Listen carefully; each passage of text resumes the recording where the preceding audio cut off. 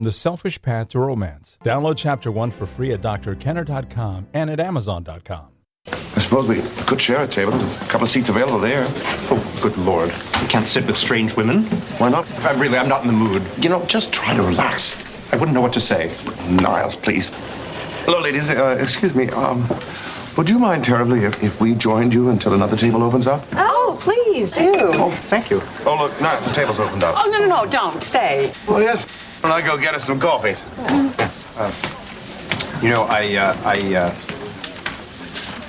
I'll help. I knew you'd panic. Well, I'm sorry. This is still a little new for me, and besides, those two are coming on to us. You know, they are very attractive, Niles. Maybe we should ask them out. On a date? We just met. Good point, Niles. Perhaps we should go out with them a few more times before we ask them on a date. And that's our topic for today, dating. I love dating, but that doesn't mean I wasn't anxious sometimes going out on a date. And my husband loved dating too, and my guess is there were times when he was anxious too. But for some people, it totally terrifies him, as we heard with Frasier, from the Frasier show with Frasier and Niles.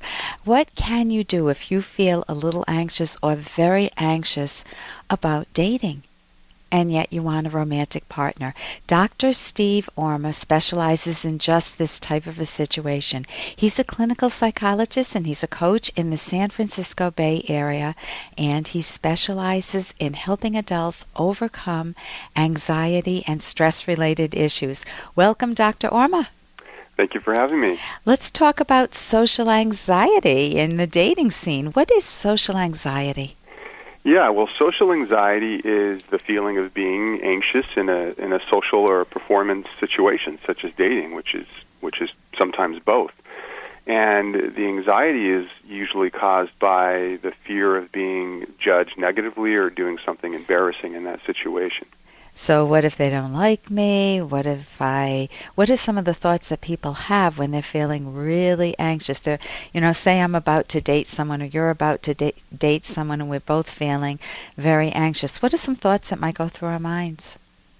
Yeah, very common thoughts would be, what if I say something stupid? What if she or he says no when I ask them out? Or I'm just not that interesting a person, so they're going to find me boring.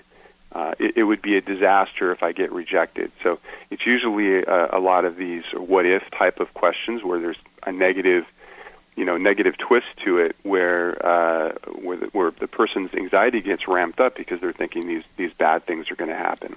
So it sounds like partly it's what if they're judging me? What if they see in me what I don't like in myself? Or what if they're like my parents and they're critical of me, and how I can't stand that. I can't stand that feeling, or I can't stand to feel rejected. And it's also judging the other person. What if I pick another what if? What if I pick a jerk? Or what if I get trapped in another lousy relationship? And what if I pick another loser? So it's all these negative ideas about ourselves and others, or even about dating itself, right? Yeah, exactly. I mean, there's a lot of trepidation that people have about dating. Going out and I'm going to meet a creep, or I'm going to get hurt. I'm going to meet that same person I was just dating, and have it be a disaster. And what happens is when we say these things to ourselves, we're setting off an alarm bell in our body that creates the anxiety. And that creates the feeling. And the thing is, though, is many times the things that we're saying to ourselves are either untrue or they're exaggerated in some way. But our body really doesn't know the difference. If we're saying it to ourselves, we have the reaction of anxiety, and then that can cause us, to act in certain ways and inhibit us. So we paint a picture in our minds that's very, very negative about the dating scene, whether it's ourselves, the dating situation, or the other person, or all of the above. And we paint that picture, and that's our invitation to say, come, honey, let's go out on a date.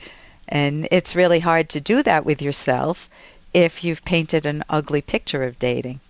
Exactly. And I think the picture is a good example, too, because we not only say things to ourselves, but we create images in our mind. We picture ourselves, tripping over our words, or maybe actually tripping, or picturing somebody turning us down, and that just creates this fear that's built up before we even approach the person. So, go ahead. Go ahead. Oh, so if I'm that highly anxious person and I've got all of these negative thoughts going on in my head, what would I typically do? Would I go out on a date? Would I not? What do people typically do when they are just swimming in those types of negative thoughts? Hey, I got to interrupt this because we've got to pay some bills. 30 seconds, that's it. A very quick ad, and then Ellen will be back. Romance. Ugh, I wish guys knew more about what we want from a relationship. Boy, I wish I knew more about what I want. Where's that ad I saw? Here it is. The Selfish Path to Romance. A serious romance guidebook. Download Chapter 1 for free at selfishromance.com and buy it at amazon.com. The Selfish Path to Romance. That is interesting. What would I typically do? Would I go out on a date? Would I not? What do people typically do when they are just swimming in those types of negative thoughts? Yeah, well, I think it depends on how intense the anxiety is, and there's certainly different levels of anxiety that people can experience. So if they're on a lower end, they might still go out and date, and they might still try to flirt and meet people, but they're going to be feeling really uncomfortable and maybe a little inhibited. On the other end, if someone is really anxious, they might avoid dating altogether. They may not, even attempt to ask somebody out or walk up to them or make eye contact, and kind of they shrink up in their shell and they don't even give themselves the chance to have that opportunity. Right. So they create a self-fulfilling prophecy. They'll never find anybody, and dating's too hard, and everything would go wrong if I did date, but I really want to meet someone, but I'll never meet someone, and then they never go out on a date, and they avoid the situations where they could meet someone, and they end up alone. Exactly. And what happens is the avoidance perpetuates the anxiety because the anxiety is uncomfortable, so they're going to avoid it. But the more they avoid it, it builds up the anxiety and the fear even more in their mind, and it keeps them stuck in this place of not reaching out and connecting with other people. Right. And if I do go out, let's say I'm the anxious person, and I do go out on a date, and I'm very shy and very anxious, you're going to take a look at me and think what? I'm going to think, what's the matter with this person? Or, they're not. Let's say you're not talking very much, or you're not making eye contact with me. I might think you're not interested, that you're bored, that that you're not really having a good time. I might think, you don't have anything much interesting to say. Right. So I might, yeah. Or that I'm arrogant and I'm judging you negatively.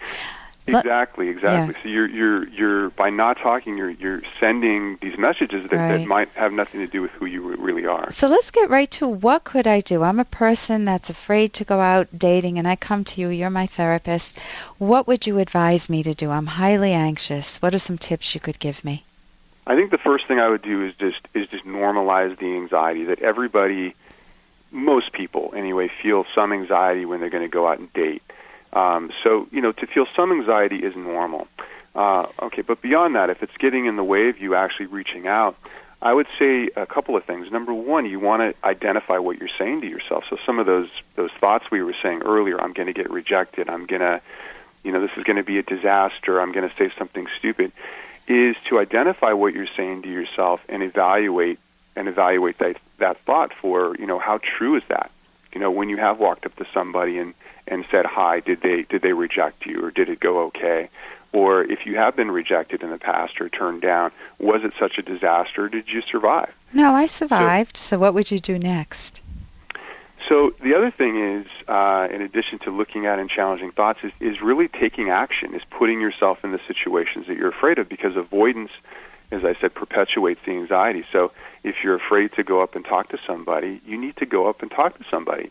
And you can start out with things that make you less anxious, so maybe you just make eye contact or say hi to a number of people that you find attractive. And then once that gets more comfortable, you might actually go up and start a conversation. So you would gradually get me comfortable.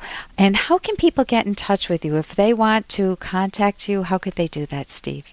The best way to get in touch with me is through my website, which is drorma.com. It's DROR, M as in mountain A.com. And I'm a stress management and anxiety specialist, and offer services to help people manage those problems. Okay, and thank you so much for joining us today, Dr. Orma. Thank you very much for having me, Dr. Kenner. For more Dr. Kenner podcast, go to drkenner.com and please listen to this ad. Here's an excerpt from The Selfish Path to Romance, the Serious Romance Guidebook by clinical psychologist Dr. Ellen Kenner and co-author Dr. Edwin Locke. Initially, you learn about your partner one detail at a time. After you've gotten to know your partner well, and this may take years, there will be times when you find that you know what your partner is thinking or feeling about many issues without your partner saying anything, because your acquired knowledge will have become automatic. But do not assume you will ever know every opinion your partner holds on every issue. Remember, your partner has free will and the power of independent thought. Partners' values, preferences, and viewpoints may change over time. Both partners may encounter totally new ideas and experiences, and the reactions may sometimes be unpredictable. The need to communicate clearly and with respect never ends. You can download Chapter 1 for free by going to drkenner.com and buy it at amazon.com.